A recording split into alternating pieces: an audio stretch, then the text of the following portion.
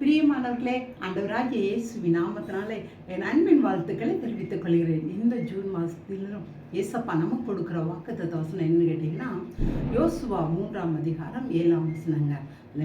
அதில் என்ன சொல்லியிருக்குன்னு பார்த்தீங்கன்னா, இஸ்ரவேல் எல்லாரும் அறியும்படிக்கு இன்று அவர்கள் கண்களுக்கு முன்பாக உன்னை மேன்மைப்படுத்துவேன். ஆண்டவர் என்ன சொல்றாருன்னா, இஸ்ரவேலர் எல்லாருக்கும் முன்பாக அவர்களுடைய கண்களுக்கு முன்பாக உன்னை மேன்மைப்படுத்துவேன்னு சொல்றாருங்க.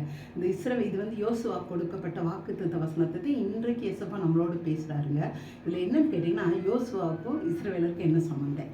இப்போ இஸ்ரவேலர் ஜனங்களே எகிப்திலிருந்து மோசே வந்து நடத்தி வந்தார். அப்படித்தானுங்க. எப்படி நடத்தி வந்தார்னா, கடவுள் வந்து பயங்கர வல்லமைனாலும் அற்புத அடையாளங்கள் மோசே மூலமாக செய்து தான் இஸ்ரவேலரை கூட்டிகிட்டு வந்தாங்க.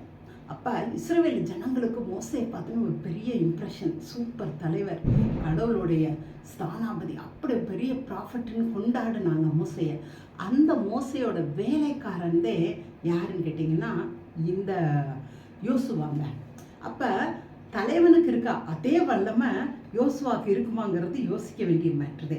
இப்போ கடவுள் என்ன செய்துட்டாருன்னா, மோசைக்கு அடுத்து யோசுவாக்கு அந்த ஊழியத்தை கொடுத்துருக்காரு. இப்போ இஸ்ரவேலர்கள் மோசை கொடுத்த அதே கணத்தை இப்போ யோசுவா கொடுப்பாங்களாங்க?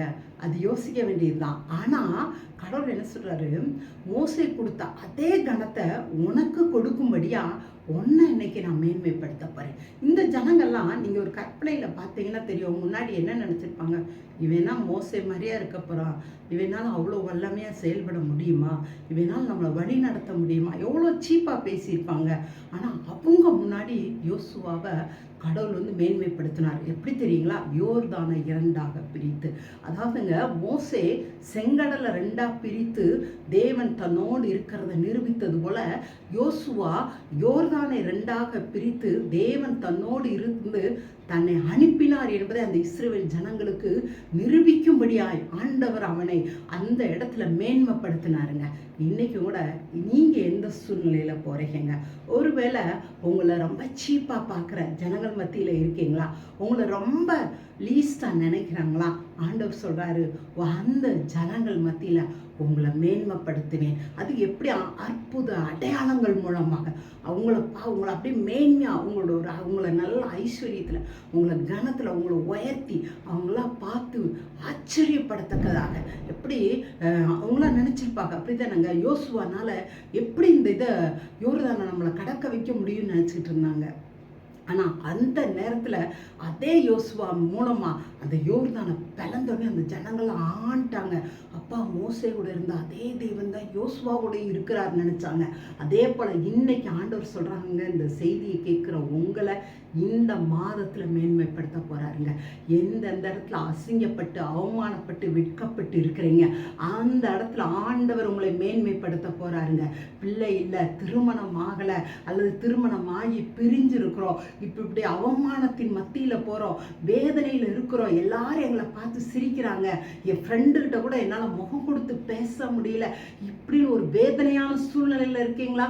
கவலைப்படாதீங்க. இந்த மாதத்துலேருந்து இந்த வாக்குத்தத்தம் வந்துருச்சு பார்த்தீங்களா, உங்களை மேன்மைப்படுத்த போகிறார். வியாதி படுக்கையிலே இருக்கிறேனே, எங்களுக்கும் ஹாஸ்பிட்டலுக்கு நெருங்கிய தொடர்பு இருக்குது, எப்போ பார்த்தாலும் ஹாஸ்பிட்டல், ஒருத்தரை விட்டு ஒருத்தர் அப்படின்னு சொல்லி வேதனையில் இருக்கீங்களா? எங்கள் பணமெல்லாம் வேஸ்ட்டாக போச்சேன்னு இருக்கேன், வேஸ்ட்டாக போகுதுன்னு கவலைப்பட்டுக்கிட்டு இருக்கீங்களா? எல்லாரும் உங்களை நக்கலாக பேசுவாங்கன்னு நினைக்கிறீங்களா? கவலைப்படாதீங்க. ஏசப்பா என்ன தெரியுமா சொல்கிறாரு, இந்த மாதத்தில் உங்களை மேன்மைப்படுத்த போகிறேன். சிறுமைப்பட்ட இடத்துல தான் தேவன் மேன்மைப்படுத்துவாருங்க. யோசுவா அந்த இடத்துல வந்து அவனுக்கே ஒரு மன வருத்தமாக இருந்திருக்கும். அப்படி தான் நாங்கள் எல்லாரும் இவன் என்ன நமக்கு செய்ய போகிறான்னு நினைக்கும் போது ஒரு சிறுமைப்பட்ட நிலைமையில்தான் இருந்தான். ஆனால் அந்த யோசுவாவை தேவன் மேன்மைப்படுத்தினார். அதே போல் எந்த இடத்துல சிறுமைப்பட்டிருக்கீங்க, எதனால் சிறுமைப்பட்டிருக்கீங்க, வீட்டிலேயே வாடகைக்காக மாறி போய் கஷ்டப்படுறேன்னு நினைக்கிறீங்களா? அந்த இடத்துல தேவன் உங்களை மேன்மைப்படுத்த போகிறார். யார் உங்களை இகழ்ந்தாரோ, யார் உங்களை எள்ளி நகையாடினாங்களோ அவங்க மத்தியில் தேவன் கிராண்டா உங்களுக்கு கொடுக்க போறாருங்க. உங்க பிள்ளைகளுக்கு நல்ல வாழ்க்கையை அமைய பண்ண போகிறாருங்க.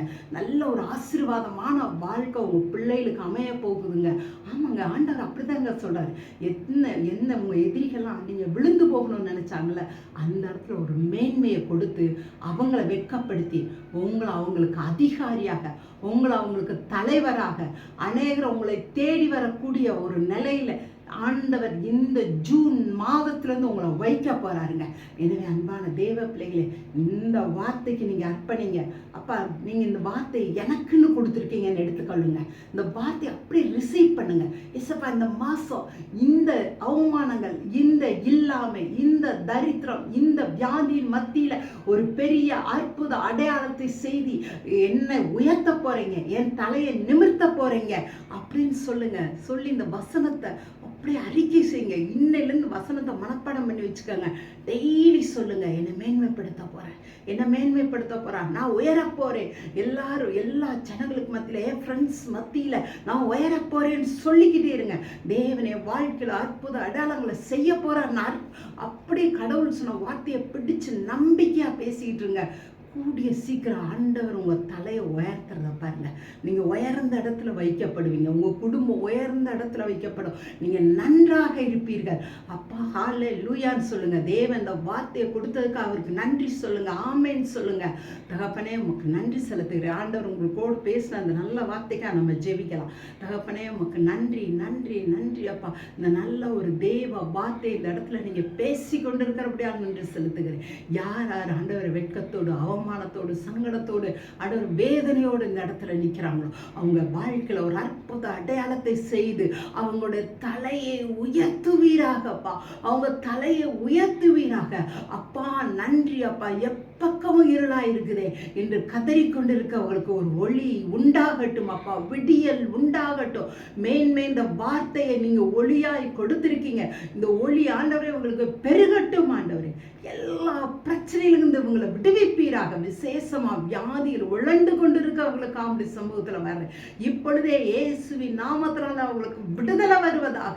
தனிமையில ஆண்டவரே, எப்பொழுது என்னோட குடும்பம் என்னோடு ஒன்று சேரும், எப்பொழுது எனக்குன்னு ஒரு நல்ல ஒரு ஆண்டவரே ஒரு லைஃப் செட்டில் ஆகும் வேதனையோடு இருக்கிற ஒவ்வொருவரையும் இப்பொழுதே தொடுவீராக, தொடுவீராக ஆண்டவரே. இப்பொழுது அவங்களோட தனிமை வேதனைகள் மாறுவதாக என்று சொல்லுகிறேன். அப்பா, நன்றி அப்பா. அப்பா, நன்றி அப்பா. இந்த நாள்ல இருந்து ஒரு மேன்மையை இந்த ஜனங்கள் அடையட்டும் அப்பா. ஒரு மேன்மையை அவங்க பெற்றுக்கொள்ளட்டும் ஆண்டவரே. நீர் அப்படியாய் செய்வதற்காக நன்றி செலுத்துகிறேன். இயேசுவின் நாமத்தினால் பிதாவே, ஆமேன் ஆமேன். பிரியமானவர்களே, இந்த ப்ரோக்ராம் நிச்சயமாக உங்களுக்கு பிரயோஜனமாக இருக்கும். தொடர்ந்து பாருங்க. இதுவரைக்கும் சப்ஸ்கிரைப் பண்ணலைன்னா சப்ஸ்கிரைப் பண்ணுங்க, மற்றவர்களுக்கு ஷேர் பண்ணுங்க. தேங்க்யூங்க. God bless you.